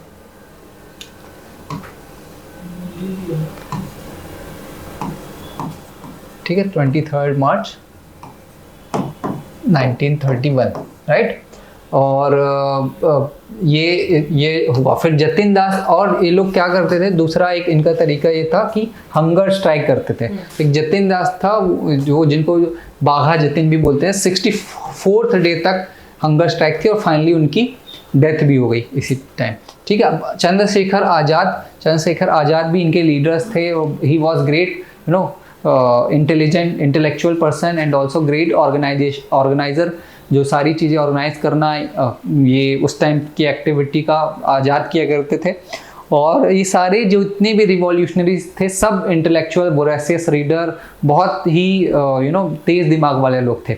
आज़ाद बोला जाता है इनके बारे में कि ज़्यादा पढ़े लिखे नहीं थे, लेकिन फिर भी जब तक कोई आइडिया इनको अच्छे इनके दिमाग में क्लियर नहीं हो जाता था तब तक वो आगे मूव ऑन नहीं करते थे उस पर वर्क करने के लिए, ठीक है। और इन्होंने क्या किया था, involve in a bid to blow up viceroy's Irwin's train near Delhi in December 1929, है ना। तो लेकिन ये भी फेल हो गया था और इनको आज़ाद की डेथ जो हुई फरवरी 1931 में हुई। कहाँ? इलाहाबाद पार्क, जिसका पहले नाम अल्फ्रेड पार्क था, अब आज़ाद पार्क कर दिया गया है। Bhagat Singh Sukhdev hanged on March 23, 1931, ठीक है। तो ये एक्टिविटी ऑलमोस्ट एंड होने को आ रही है। बंगाल में देखो क्या हो रहा है, बंगाल में दास डेथ, कौन से दास हैं ये? नो, अच्छा हाँ जतिन दास ही है। ये वाले सीआर दास है ना 1925 में। CR Das death, the Bengal Congress broke up into two faction, one led by J.M. Sen Gupta, which is an Australian group, led by Subhash Chandra Bose, that is Jugantar group, है ना। ये दोनों चीज याद रखना है किसने कौन किया।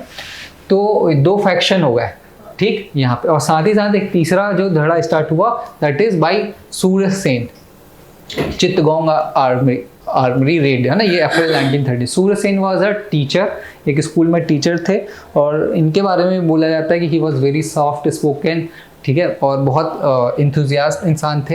ही decided to organise an arm rebellion along with his associates Anant Singh, Ganesh Ghosh and Loknath Bal, ठीक है, to show that it was possible to challenge the arm might of mighty British empire. तो उन्होंने ब्रिटिश की आर्मरी को ही लूटने का प्लान बनाया, ठीक। The raid was conducted in April 1930 and involve 65 activist under the banner of Indian republican army Chittagong branch. और Suryasen was arrested in February 1933 and hanged in January 1934, ठीक है।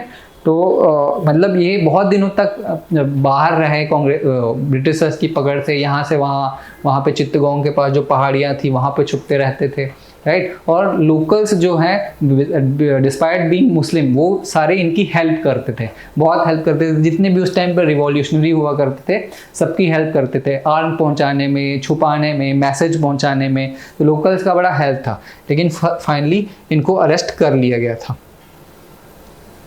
ठीक। अब इसके कुछ एस्पेक्ट देखो कि असेसमेंट क्या है। तो सबसे पहले तो वुमेन का पार्टिसिपेशन एक बड़ी मेजर कंट्रीब्यूशन था इस फेज में, और कुछ नाम भी हैं जैसे कि Preeti Lata Waddedar, she died while conducting a raid, है ना। Kalpana Dutt who was arrested and tried along with Surya Sen and given life sentence. Shanti Ghosh and Suniti Chanderi, they were shot dead the district magistrate को ही मार दिया था इन्होंने।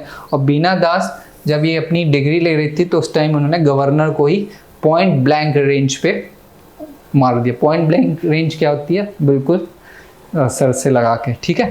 तो कन्वोकेशन सेरेमनी में, तो ये कुछ नाम आप लोग को याद भी रखने चाहिए, ठीक। फिर साथ ही साथ क्या हुआ, emphasis on group action aimed at organs of the colonial state instead of individual action, है ना। The objective was to set an example before the youth and to demoralise the bureaucracy.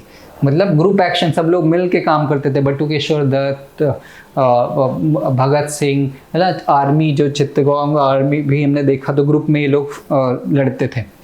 Some of earlier tendency toward Hindu religiosity, हाँ ये तो फिर आगे है कि जैसे ये लोग मैंने बताया हाईली इंटेलेक्चुअल थे, तो ये भी जो भी जैसे भगत सिंह ने एस्टेब्लिश की थी पंजाब नौजवान सभा, है ना, तो उसके रूल्स बनाए थे कि वहाँ पे हम लोग there were no more rituals like oath taking, ठीक है। और जिससे कि क्या हुआ, मुस्लिम्स भी आगे पार्टिसिपेट किए, किसी भगवान की पूजा नहीं होगी, कोई प्रेयर नहीं होगा, ये सारी चीज़ें ये लोग प्रैक्टिस करते थे। ऑफिशियल रिएक्शन तो क्या ही होगा, हम सबको पता है, लेकिन फिर भी देख लेते हैं कि there were armed with 20 repressive acts, the government let loose the police on revolutionary ना। 20 कम से कम ऐसे एक्ट लेके आए और गवर्नमेंट ने सीवियर रिप्रेशन कर दिया, सब लोग को डेथ सेंटेंस, ठीक है, और जो भी है सिविल लिबर्टी सब क्रश कर दी। इसी टाइम पीरियड पे राउंड टेबल कॉन्फ्रेंसेस भी हुए थे ना। हाँ, अब 1932 में स्टार्ट हुआ राउंड टेबल, 30s से। मतलब गांधी जी जा रहे होंगे तो उनका विरोध होना चालू हो जाएगा, वो हम लोग देखेंगे अभी, ठीक है। और आइडियोलॉजिकल रीथिंकिंग, मतलब इसका मतलब ये है कि मतलब इन लोगों ने, मैंने जैसे बताया कि भगत सिंह वगैरह ने शुरू में तो रिवॉल्यूशनरी थे, लेकिन साथ ही साथ रिवॉल्यूशन का मीनिंग ये लोग क्या समझते हैं और मासेस से क्या अपील किया इन्होंने। दोनों ने, जैसे आप देखेंगे जब तिलक जेल से वापस आए थे तो तिलक ने भी बोला था कि वो मतलब ब्रिटिशर्स के अंडर में ही स्वराज चाहते हैं और उनसे लड़ना नहीं चाहते हैं, ठीक है। मतलब लोगों को इस बात का एहसास हो गया था कि with extremist means you can not fight with Britishers, right, Britishers are more powerful. और ये चीज़ गांधी जी को बहुत पहले रियलाइज़ हो गई थी। भगत सिंह ने भी सब कुछ इस चीज़ को लिखा कि बॉम्ब से हम नहीं जीत सकते हैं, है ना। रिवॉल्यूशन का मतलब ये होगा कि उन्होंने बताया था कि देखो, revolution could only be the by the masses for the masses, ना, मतलब जब तक मास अवेक नहीं होगी तब तक रिवॉल्यूशन का कोई मतलब नहीं होगा। और भगत सिंह ने पंजाब नौजवान भारत सभा इसीलिए ही इस्टेब्लिश की थी as an open wing of revolutionary to carry out political work, right. तो ये इन्होंने आइडियोलॉजिकल चेंज लेके आया। रीडिफाइन रिवॉल्यूशन इन्होंने किया। भगत सिंह ने रिवॉल्यूशन को बताया कि revolution does not necessarily involve sanguinary strife, nor is there a place in it for personal vendetta. It is not the cult of bomb and pistol. By the revolution we mean the present order of things which is based on manifest injustice must change, ना। मतलब इनका कहने का मतलब है कि जो injustice हो रहा है, जो ब्रिटिशर्स इनइक्वालिटी कर रहे हैं, जो सिविल लिबर्टीज नहीं है, वो चेंज होना चाहिए। बॉम्ब, पिस्टल, वायलेंस ये रिवॉल्यूशन नहीं है, right. He defined socialism scientifically as abolition of capitalism and class domination. Simple, है ना। इनको कोई गवर्नमेंट फॉर्म करना, गवर्नमेंट के लिए कंट्रोल रहा है, ये गवर्नमेंट कंट्रोल करे, ये इनका सोशलिज्म का आइडिया नहीं था। इनका आइडिया था कि आप कैपिटलिज्म को अबोलिश कर दो और क्लास डोमिनेशन को अबोलिश कर दो। और इन्होंने बोला था कि B it foreigner B it Indian, अगर इंडियन भी है, अगर इंडियन भी क्लास स्ट्रगल, क्लास डोमिनेट करती है इंडियन क्लास, तो उसके खिलाफ भी हमको फाइट करना चाहिए, ठीक। ये सब हमको ऐसे वगैरह में लिखने में काम आ जाएगा, ठीक। तो ये आज का अपन का लेक्चर का पार्ट था। इससे रिलेटेड क्वेश्चन आंसर देखते हैं, फिर कल हम लोग इसके आगे का जो है वो चालू करेंगे, ठीक है। देखो क्वेश्चन है, विथ रेफरेंस टू कांग्रेस खिलाफत Swaraj party consider the following. CR. Das was president of it, true, right. C.R. Das and Motilal Nehru resigned from the presidency and secretaryship respectively of the Congress and announced the formation of Congress Khilafat, true. Congress Khilafat Swarajist Party formed on 1st January 1923, that is also true, है ना। ये हमने देखा था कि दिसंबर 1922 में गया session हुआ था, है ना, और उसमें फिर ये लोगों ने रिजाइन किया और फाइनली 1 जनवरी को फॉर्म कर लिया, right. All of them are true. Next, Lala Lajpat Rai, Madan Mohan Malviya was known as responsivist, true. Responsivist advocated cooperation with the government and holding of office wherever possible, ये भी ट्रू है, ये हमने देखा है। Vitthal Bhai Patel was elected, true, right. तो इसका answer all of them. Next है, with respect to constructive work by no changers. हाँ, कंस्ट्रक्टिव वर्क क्या था? Constructive workers served as the backbone of civil disobedience, true, ठीक। National school and college were set up were studies were train in non college ideologies framework, ये भी true ही है ना। तो which are the incorrect पूछ रहा है, तो इसका आंसर क्या होगा?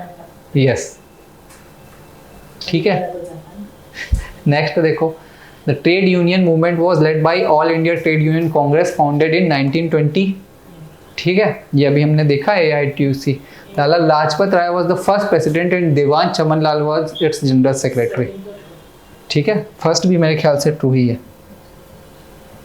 हाँ, इनकरेक्ट पूछ रहा है तो neither one not true, right. तो देखो ये जो जिसको मैंने इंपॉर्टेंट बोला उससे तो क्वेश्चन आ चुका है, जो भी चीज़ें थी, तो अब उसके, हालांकि ऐसा नहीं है कि दोबारा नहीं आ सकता, दूसरे फॉर्म में आ सकते हैं, ठीक है।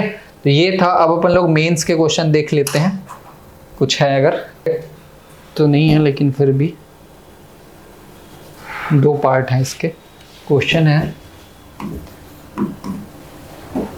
Bring out the constructive programme of Mahatma Gandhi during non cooperation movement in civil disobedient movement, ठीक है। तो बेसिकली वही है कि what was the constructive programme,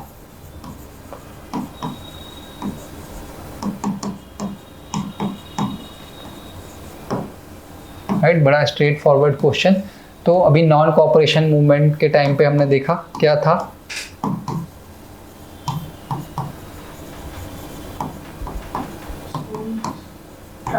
आश्रम। यस, एक और क्वेश्चन रिपीट करेंगे? यही है, bring out the constructive programs of Mahatma Gandhi during non cooperation and civil disobedience movement. बड़ा सिंपल सा क्वेश्चन है, ठीक। नॉन कॉपरेशन मूवमेंट में setting up of what?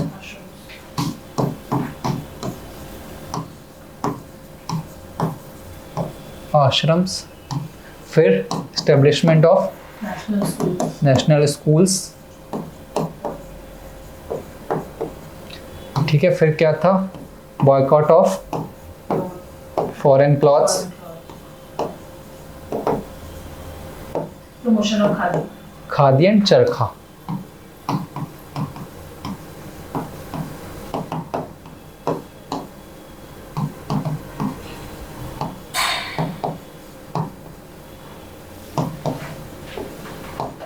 Khadi and चरखा, ठीक है। तो ये 4-5 प्रोग्राम थे किसके? नॉन कॉपरेशन मूवमेंट के, ठीक है।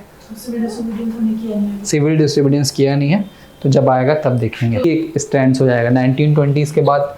कौन कौन से आइडियोलॉजिकल स्टैंड्स आ रहे हैं 1920s के बाद? एक तो अभी सबसे पहले ये वाला देखो जो आज हमने डिस्कस किया, सोशलिस्ट आइडियोलॉजी, सोशलिस्ट और मार्क्सिस्ट।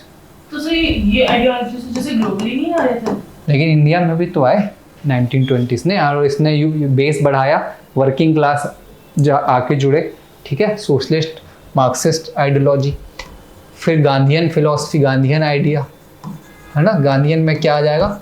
कंस्ट्रक्टिव वर्क हम ऐड कर सकते हैं, राइट। फिर उसके बाद गांधीयन के बाद Swarajist and no changers definitely. लेकिन ये इसलिए नहीं लिख सकते हम लोग स्वराजिस्ट नो चेंजर, क्योंकि ये कांग्रेस का ही पार्ट था, ठीक है। ये कोई अलग आइडियोलॉजी नहीं कहलाएगी, रिवॉल्यूशनरी आइडियोलॉजी डेफिनेटली कहलाएगी, है ना। हाँ, इसलिए क्योंकि इसने कोई सोशल बेस नहीं बढ़ाया, अगर देखें तो नो चेंजर, और उसने कंस्ट्रक्टिव वर्क में ही आ गया वो चीज़ ना। आइडियोलॉजी नहीं हुआ ना, women either they were you know following और influenced by revolutionary ideology, that's why they participated ना। वुमेन कोई आइडियोलॉजी नहीं। गांधीयन में पूरा मास मूवमेंट और कंस्ट्रक्टिव वर्क से मास जुड़े, इससे वर्किंग क्लास मूवमेंट जुड़ा, ठीक है। तो ये बेसिकली 3 तो हमने अभी देखा है। तो इसीलिए मैं बोलता हूँ when people ask me when to start answer writing, so my suggestion used to be कि फर्स्ट कंप्लीट योर कंटेंट, ठीक है, सिलेबस, तभी आप और उसमें आंसर में एनरिचमेंट कर पाओगे, ठीक। और चाहिए यही, अगर आप फाइनल मेंस एग्ज़ाम लिख रहे हो तो ये नहीं कि आप लिखने की प्रैक्टिस तो हो जाएगी, बट कितना अच्छा लिखना है वो इम्पोर्टेंट है। आज के डेट में आंसर राइटिंग प्रैक्टिस हर कोई कर रहा है, तो 6-7 मार्क्स आउट ऑफ 12 या 10 में 5 मार्क्स तो it's easy to you know obtain. लेकिन जब आप उसको अच्छा कंटेंट बढ़ाओगे तभी वहाँ से 7, 8, 9 होगा, ठीक है। तो ये चीज़ है, कीवर्ड्स और कंटेंट कंप्लीट करना और उसके बाद फिर लिखना। और देखते हैं हम लोग,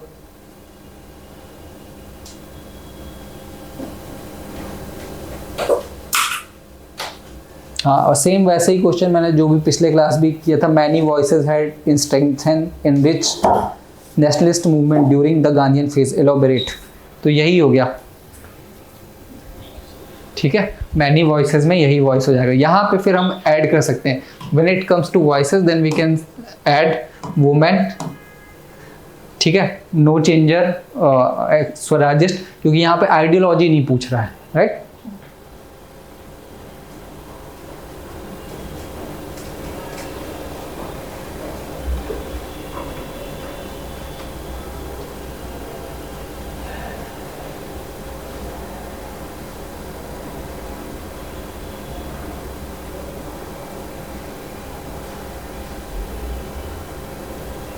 ठीक, एक क्वेश्चन ये था, discuss the role of women in freedom struggle specially during the Gandhian phase. तो ये वुमेन का रोल हम लोग एक ऐड करेंगे कि एक तो वो picketing and boycott of foreign cloth है ना, पिकेटिंग ऑफ टॉडी शॉप्स और लिकर शॉप्स, ठीक है। बट अब ऐड हो जाएगा व्हाट, गांधीयन फेज में ही रिवॉल्यूशनरीज एक्टिविटीज़ है ना, और वहाँ पे हम नाम लिखेंगे किसका, जो प्रीति लता वरदेदार एंड बीना दास इन लोगों का, ठीक। ये हो गया। तो गांधी फेज में तो सरोजिनी नायडू वगैरह भी जो बातें आएंगे, हाँ जब पढ़ेंगे तब बिल्कुल वो भी ऐड होगा।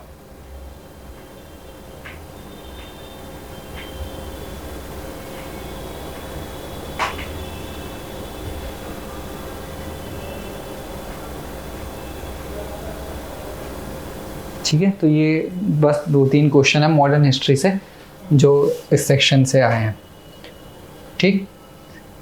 तो ये था आज हम लोग का टॉपिक, जिसमें हमने आज क्या क्या पढ़ा, Swarajist versus no changers, right, their complete analysis, then socialist और कम्युनिस्ट आइडियोलॉजी,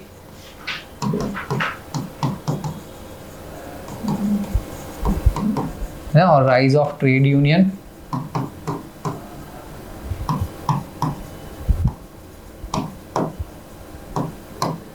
ठीक। और फिर थर्ड पढ़ा हमने रिवॉल्यूशनरी टेररिज्म फेज 2, राइट, ये था। अब हम जो कल पढ़ेंगे next what we will study, इसके आगे क्या क्या होगा, एक तो इसको अगर टर्म दे तो गैदरिंग स्टॉर्म है ना, और मूवमेंट टुवर्ड्स सिविल डिसोबीडियंस। तो इसमें सबसे पहले आएगा साइमन कमीशन। साइमन कमीशन के विरोध में या अपोजिट क्या कौन सी रिपोर्ट आई थी, नेहरू रिपोर्ट,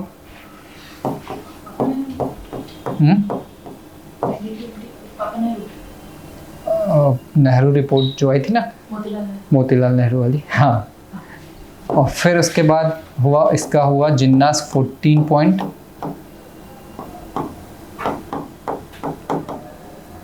ठीक है।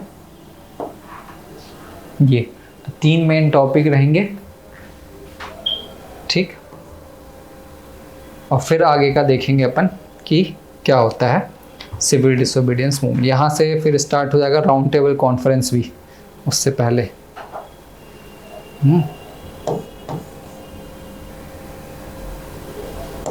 राउंड टेबल कॉन्फ्रेंस, फिर सिविल डिसोबीडियंस मूवमेंट, ठीक है।